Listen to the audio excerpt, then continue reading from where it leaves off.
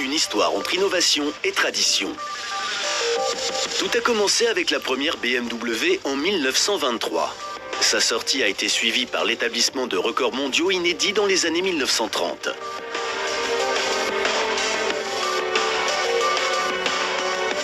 Puis le boom des motos des années 50 et son quasi-effondrement des années 70. Pendant ce temps, BMW est le leader du marché dans de nombreux pays à travers le monde. Cela fait plus de 90 ans que BMW Motorcycles est une histoire de contretemps, mais aussi de succès.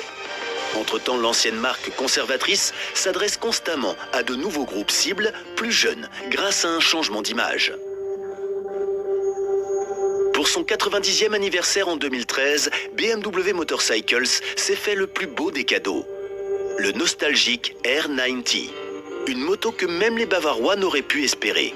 Avec un design classique et puriste, sans décoration fantaisiste, le Café Racer est un lien direct à la R32 de 1932, la première moto de BMW et le premier véhicule de la marque. Au début des années 1920, le R32 de 8,5 chevaux incarne la recette d'une décennie de succès. Un moteur de 2 cylindres et un arbre à cardan facile à entretenir. Le point culminant de la Première Guerre mondiale a presque signifié la fin des ateliers de la Bavarian Motor Works, lorsque les traités de Versailles ont interdit la construction de moteurs d'avion. Max Friz était l'ingénieur de Mercedes qui a donc conçu la R32. D'autres jalons comme la R12 de 1935, qui est la première moto de série avec une fourche télescopique innovante au lieu de ressort à lame.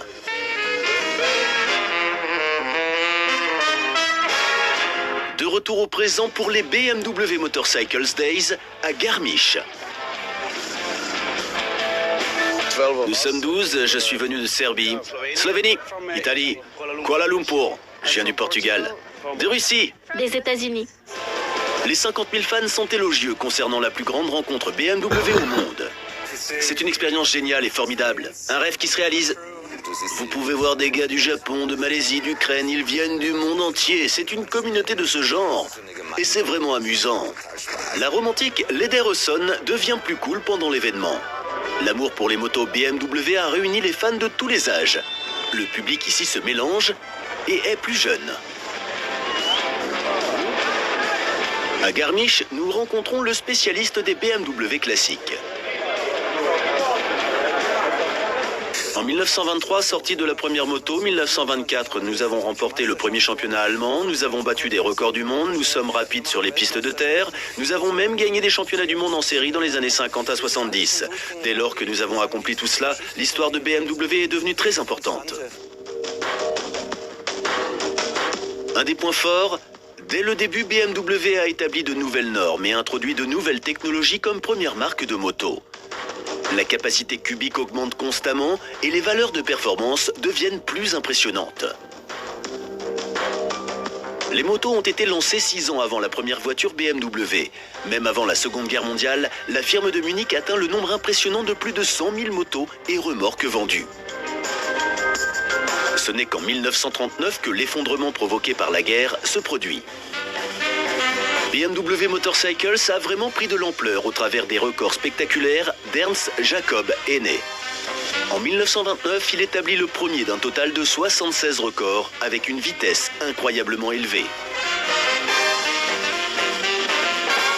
Henne devient un héros populaire et les nouvelles de ses records ont fait le tour du monde.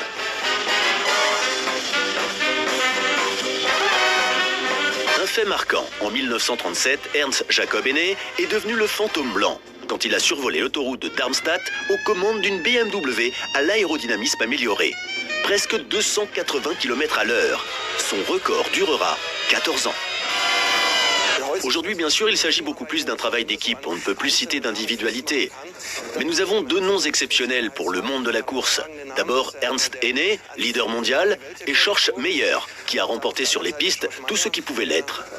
Il est d'ailleurs champion d'Europe en 1938 pour la première fois en conduisant toute la saison comme aujourd'hui. Puis en 1939 avec sa victoire lors du Tourist Trophy de l'île de Man comme le premier non-britannique. Ce sont 2 pilotes vraiment exceptionnels.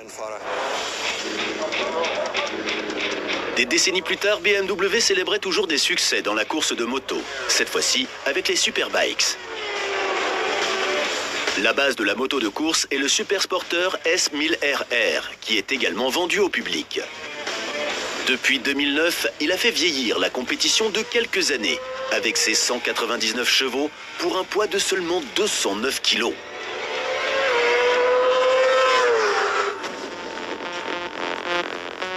Un des secrets du succès, la division moto bénéficie du savoir-faire et de la main-d'œuvre de BMW Auto. Les Bavarois transfèrent les technologies de 4 à 2 roues. Un équipement moderne est disponible pour l'ajustement nécessaire. Que ce soit sur le banc d'essai du moteur ou dans la soufflerie très coûteuse, ici BMW est en mesure de développer spécifiquement l'aérodynamique sophistiquée de ses supersports ainsi que de ses autres modèles et de toujours les améliorer. D'autres constructeurs de motos ne peuvent rêver que de synergies comme celle-ci avec la division BMW Auto. Revenons dans l'après-guerre. Ce n'est que le lendemain matin que le soleil se lève à 4h30 et que tout le monde se lève. Les machines BMW démarrent avec Zeller et les frères Meyer. Et c'est parti.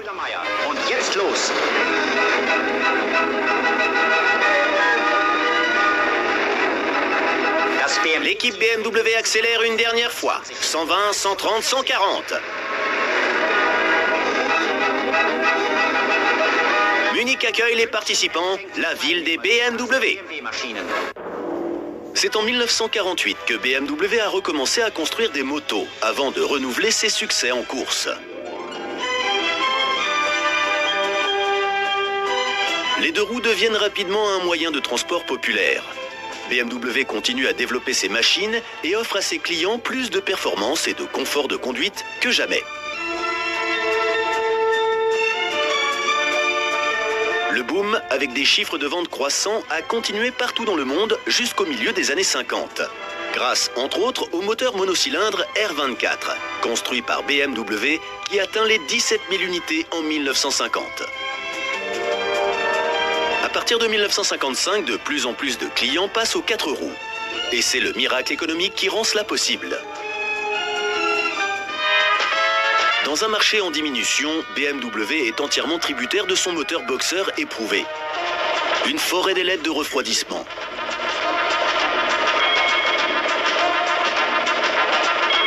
Ces 50 chevaux ont besoin d'air pour respirer et se rafraîchir. Depuis 1923, le boxer brille par sa sonorité. Les experts apprécient toujours cela, même aujourd'hui. Le moteur boxer a naturellement ses propres caractéristiques. Les motos ont aussi un centre de gravité très bas. Et cela crée un sentiment spécial quand il y a les 2 cylindres en bas. Certains ne l'aiment pas et certains en sont complètement fous. Mais je pense que l'écrasante majorité le trouve bien. Dans les années 60 et surtout dans les années 70, BMW Motorcycles se retrouve dans une impasse. Les nouveaux modèles en particulier ont un plus petit déplacement ou 4 cylindres. BMW cependant n'offre toujours que 2 grands boxers de 2 cylindres, fabriqués à l'usine de Berlin-Spandau depuis 1969. Un seul moteur ne semble pas suffisant. Même un moteur remarquable comme la R100 RS de 1976 qui ne change que légèrement. La première moto de série entièrement couverte suscite l'attention, mais BMW reste loin derrière la concurrence de l'Extrême-Orient. En 1979, BMW est considéré comme techniquement obsolète et ennuyeux. Quelque chose devait changer. Les Japonaises avaient pratiquement tout ce que l'on pouvait imaginer en ce qui concerne les configurations des modèles et les configurations de moteurs. La segmentation a été mise sur le marché et nous étions là avec un concept de boxeur de 2 cylindres avec une monoculture qui n'existerait plus. Avec une révolution nécessaire, BMW retrouve sa propre voie. 3 ou 4 cylindres montés horizontalement. Personne d'autre ne fait cela. Cependant, la série K n'a attiré que de nouveaux acheteurs à partir de 1983. C'est pourquoi en 1979, on ne sait toujours pas comment BMW pourrait survivre jusque-là. La bouée de secours s'appelle le G-S, plus tard connu comme la série GS.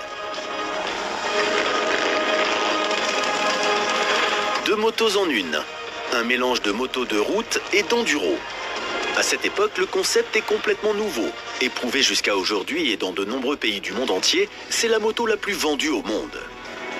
Aujourd'hui, la nouvelle BMW R1200 GS répond aux normes actuelles en matière d'échappement et de bruit grâce à un refroidissement partiel à eau. La crise de 1979 a rendu BMW plus fort que jamais. Au cours des années 90, il y a eu beaucoup de hauts et de bas, encore et encore. Mais l'équipe a trouvé les choses à changer. Et bien évidemment, nous en profitons encore aujourd'hui. En 2009, l'étude spectaculaire appelée Concept 6 prévoit des motos de série du futur.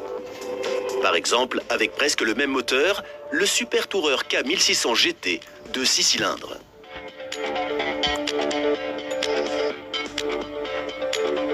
En 2015 arrive le Concept 101, le bien nommé Bagger. Il attaque frontalement le marché américain et surpasse Harley-Davidson. La moto de série correspondante sera lancée en 2017. Mais un changement d'image prend du temps. Bien sûr, nous testons beaucoup de BMW. Nous devons toujours faire attention au fait que nous les traitons toujours très équitablement. C'est-à-dire que montrer de la sympathie pour BMW est très difficile sur la scène allemande de la moto. Et toutes les personnes qui n'aiment pas BMW nous demandent en quoi les BMW sont meilleurs que les autres. Alors nous devons nous expliquer. Les avancées techniques de la marque sont claires. Ce qui se passe maintenant est un véritable retour sur l'émotion de l'histoire et de la nostalgie que donnent les motos BMW.